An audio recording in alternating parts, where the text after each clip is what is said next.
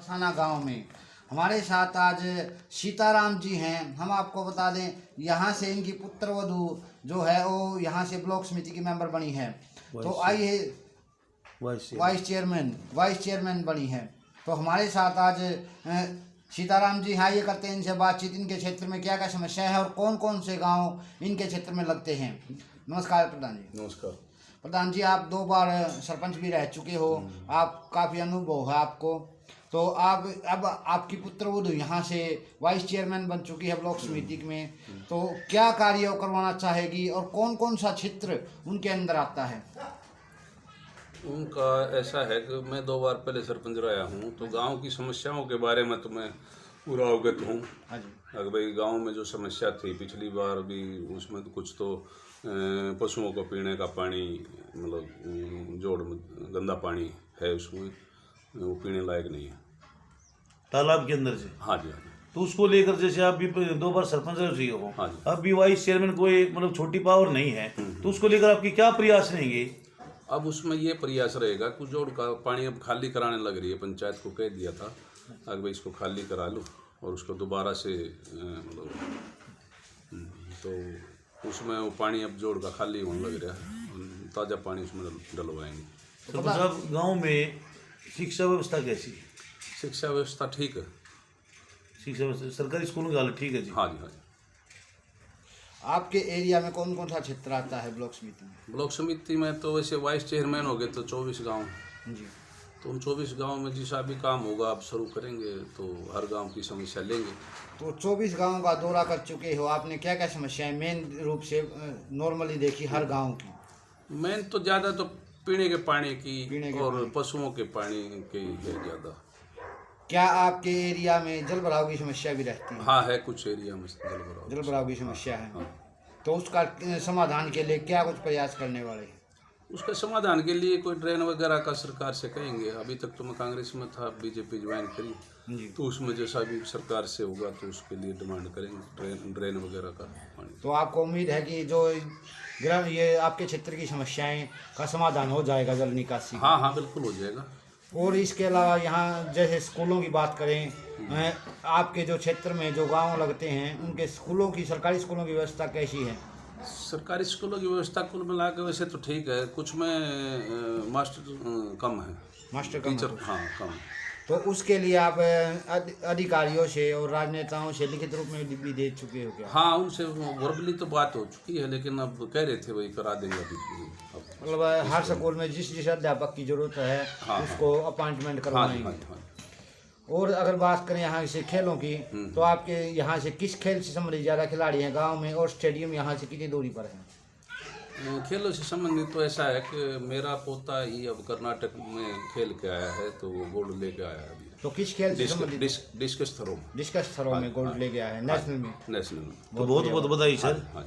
तो और भी ज़्यादा बच्चे आपके एरिया के खेलों के क्षेत्र में आए, इसके लिए क्या प्रयास करने वाले हो? कोई जागरूकता अभियान निकालोगे पेरेंट्स को, या खिलाड़ियों को सम्मान के रूप में एक जैसे रैली निकालते हैं ताकि ज़्यादा और मोटिवेट खिलाड़ी हों, इस प्रकार का आयोजन करोगे? क्या कुछ करने वाले हो? ऐसा है कि अब खिलाड़ियों के बारे में तो अब गांव-गांव में जैसे कुश्ती, कबड्डी वगैरह के दंगल हो रहे हैं, उसमें हम जाकर ये प्रोत्साहन करते हैं भाई ज़्यादा से ज़्यादा आप कुश्ती कबड्डी वगैरह का गेम कराओ, और उसमें हम जैसे भी उसको प्राइज़ के रूप में थोड़ा हौसला अफजाई खिलाड़ियों की करते हैं।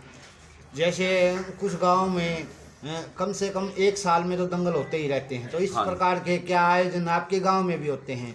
हाँ, आसपास के गांव में होते रहते हैं, हम जाते रहते हैं। जैसे वाइस चेयरमैन है तो हमारे गाँव में जाना पड़ेगा, जाते भी रहते हैं। बहुत बढ़िया प्रधान जी। और इसके अलावा और आपको जैसे गांव की महिला है यहाँ से और वाइस चेयरमैन बन चुकी है, काफ़ी जिम्मेदारी आ गई है, तो महिलाओं के लिए वो क्या करवाना चाहेगी? महिलाओं के जैसे महिलाओं का जो भी डिमांड आएंगी तो जैसे सिलाई सेंटर, कढ़ाई सेंटर खुलवाना, इस प्रकार की योजनाएं, प्रशिक्षण? हाँ, इस तरह की कोई समस्या होगी तो उसको पूरा कराएंगे। जो बच्चे, जो युवा हैं यहाँ से, तो युवा ज़्यादा से ज़्यादा खेलों के क्षेत्र में आगे आएँ, तो इसके लिए जागरूकता अभियान निकालोगे? इसके साथ साथ क्योंकि युवा जो है वो खेलों के क्षेत्र में बढ़ेगा तो नशे से बचा रहेगा, तो नशे के खिलाफ भी कोई अभियान चलाने वाले हो? और नशा के विरोध तो जैसे हम यहाँ गांव में भी और आसपास के गांव में भी हमने इस बारे में अवगत कराया लोगों को भी नशा बच्चों को नशे से दूर रखा जाए। आपका जो ये एरिया है ये किसान बाहुल्य कहा जाता है, किसान और मजदूरों की ज़मीन है, जवान और किसान का नारा लगता है यहाँ पे। तो किसानों के लिए आपके क्या प्रयास रहेंगे, जैसे उनको रास्ते कच्चे रास्ते पक्के करवाना, इस प्रकार के कोई आपने? किसानों के लिए तो रास्ता जैसे खेतों में जाने के लिए रास्ते हैं वो लगभग, पहले मैंने 2 प्लान सरपंच रहा हूँ, मेरे गांव के तो लगभग पक्के हैं, हो चुके हैं जी। लेकिन और भी गांव में जैसे ही हमारी जिम्मेवारी थोड़ी बड़ी है तो उनके भी अब जहाँ जहाँ जरूरत पड़ेगी तो उनको भी पक्का कराया जाएगा, रास्ते पक्के करवाने का प्रयास करेंगे। हाँ जी हाँ जी। और भी कोई समस्या ऐसी जिस पर कुछ गांव में जैसे गलियाँ भी कच्ची होंगी और कई गांव में तो हमने देखा है पीने के पानी की समस्या बहुत बड़ी है, क्योंकि गर्मी का मौसम है।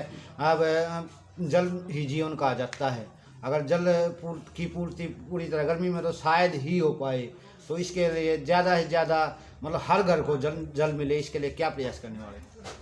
ज़्यादातर तो पीने के पानी की समस्या ही है। हाँ जी। तो अंदर ज़मीन का पानी तो खारा हो चुका कम है, नीचे पीने के लायक नहीं, लेकिन कई गांव में तो ऐसा है कि डिग्गी का पानी भी पूर्ति नहीं कर पा रहा, तो उसके लिए भी अब अधिकारियों को बोल देंगे भाई पानी की पूर्ति कराएं। बाकी हमारे गांव में कल कृषि मंत्री जी आए थे, JP दलाल जी, तो उनको और मनीष ग्रोवर जी को भी हमने अवगत कराया था पीने के पानी के लिए।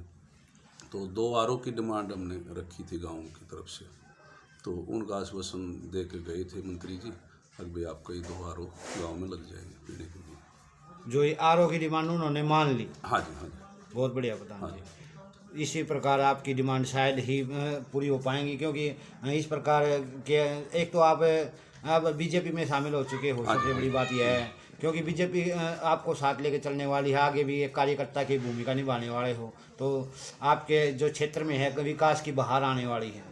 ऐसा है, बीजेपी ज्वाइन करी है अभी, तो सिर्फ उसका कारण ये था बीजेपी की जो नीतियाँ थी उनसे प्रभावित होकर हमने कांग्रेस छोड़ के बीजेपी ज्वाइन की।